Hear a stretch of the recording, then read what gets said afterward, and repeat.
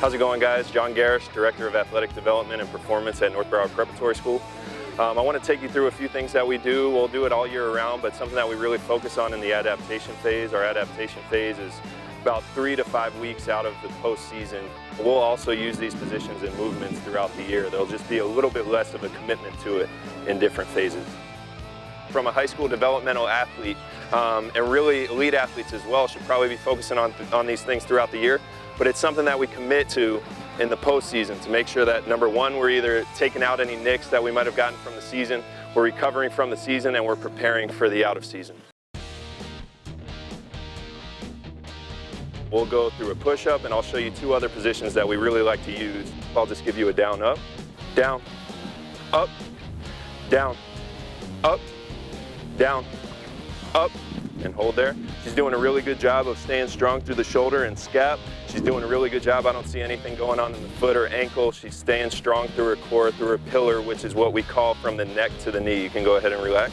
The next one that we'll go into is a push-up position shoulder tap. So what you're gonna do, you're gonna hold that position, a push-up position. You're gonna tap your right hand to your left shoulder and hold up there. Right hand. The very important things that we want to look for, I don't know if you can see on the camera, but her right hip is elevated a little bit. We want to try to keep that right hip down. Good. Go ahead, right hand back. Let's try the left hand.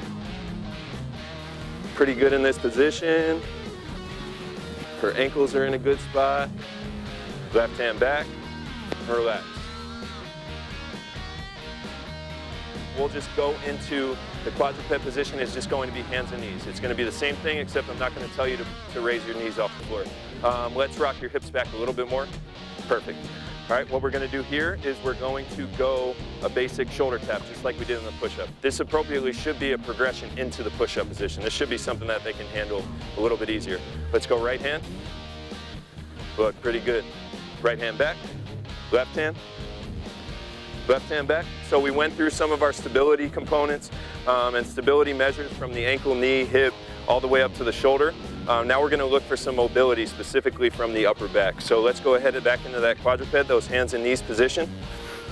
All right, let's go right hand behind your head. Rotate down first. Let's go about hand to the, or elbow to the wrist. All right, and then rotate up and try to look at that sky. Look all the way up and back. On you, give me 3 of them, nice and slow, and I'll look at what you're doing. Good. Stay strong through that left shoulder. Good.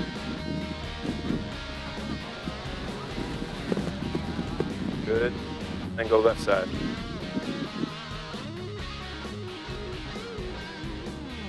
Oftentimes for this is perfect for a warm-up, but also from somebody specifically in the high school realm. It could be an assessment. So we could look every day at what our athletes are doing. If there's maybe a hiccup in this pattern, if maybe the right side is rotating a little bit better than the left side, there might be all sorts of limitations that we want to look at.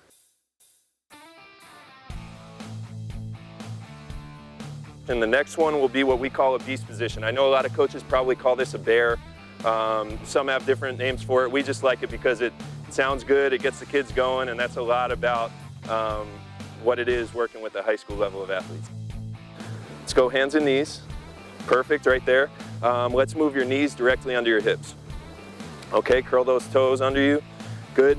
What I'm gonna do, I'll give her an up call, and what you're gonna do, all you're gonna do is raise those knees about 1 inch off the floor, right? Staying in this same position, nice strong in the shoulder blades. Ready, up. And this is our beast position.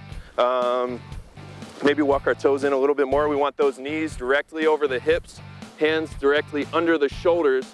Core is strong, pillar is strong, there's not much movement.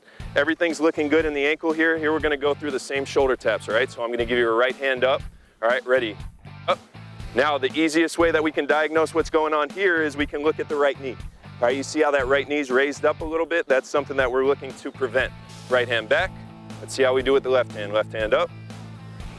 She's doing a pretty good job. The cue here that I always use is left knee down, right knee down if the right hand's up. All right, I want you to keep both knees in the same position.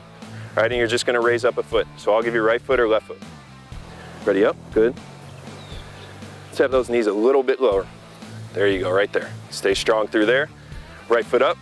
This left knee looks great. That tells me the ankle's in a strong position. Right foot back, left foot up.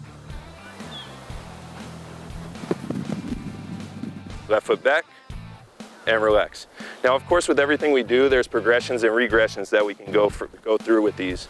One means your right hand and your left foot are going to crawl forward, all right, 4 to 6 inches. And then I'll give you 2, and it'll be the same thing. What we want to look for, we want to keep the hips. If I had a dolly on her back, it wouldn't fall. If I had a line drawn on her back, she would stay in line with that line. Here we go, ready? 1, 2, 1, 2, and relax. Much better with that, all right? What I saw was less shifting. When you start to bring that knee and that hip flexor starts to tighten up, that's our body's way of trying to take the core out of it, and we want to prevent that. We want to use our core through this. Next thing that we're going to do, we're going to go lateral now. So we'll start to the right. We'll start to the right, and it's going to be the same thing. It's going to be our right hand moves, our left foot moves. The number one thing, especially for females, especially young females that we want to look at, is making sure that those knees aren't collapsing. We always want to stay out of knee valgus. Even when we're in these positions, those are going to be things that can help us out on the field. So let's go ahead and beast position. One will mean right hand and left foot. 1, 2, 1, 2, 1, 2, 1, 2. Now when we look at number 2, when I call number 2, you see her foot starts to kick out. That puts that knee in the valgus. We really want to prevent that. You want to imagine leading with the knee. 1, 2, 1, 2. Relax, much better with that knee. We're going to go backward in the same way. So remember, it's going to be small steps. It's going to be keeping our core in line.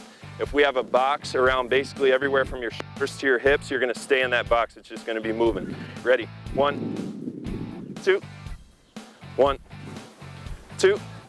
Another thing that we want to look for there is we want to see if the hips start to rotate, if that knee starts to collapse. That's showing me that there's a weakness somewhere. It could be the hips, it could be the ankle, it could just be a core instability that we're looking at.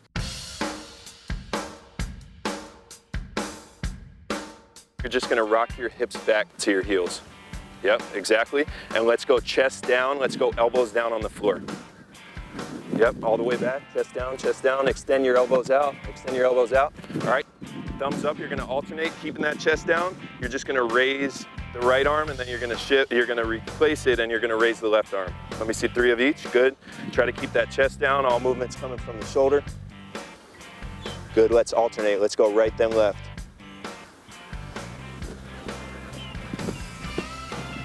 Pretty good. Maybe you'll see something in the mid-back is starting to raise. That might tell me that there's some tightness in her T-spine and her thoracic spine. Good. Let's go left. Good.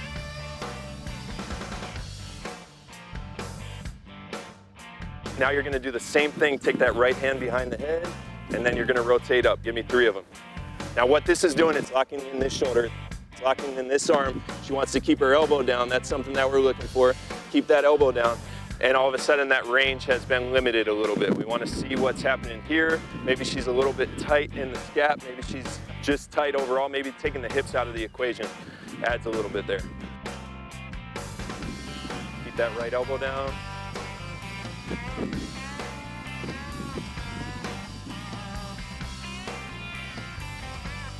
Remember that rotation we went through with the hand back behind the head? Rather than just rotating up, I wanted to draw a circle with this elbow up and return it back to the same position. Let's see how you do. Draw a big circle, big circle, big circle, big circle. Good. One of the things I like to tell the athletes on these, we call them trace the sun. That's just because it's a very simple way to put it. We want to imagine that there's a wall here. All right, imagine my leg's a wall. And she can't avoid touching it. See if you can get around that wall. There you go, not bad. See if you can keep your eye on your elbow, open up your chest. There you go, that's the way it should look. One thing that I want you to understand is many of these things that we've learned and many of these things that we've progressed through, not just as athletes, but myself as a coach, I've learned by seeing our athletes move in a 60 to 70 athlete room. We see how some of these athletes move, and I've kind of thought, you know, can we make a change? What is one way that I could give the athletes some feedback as a whole?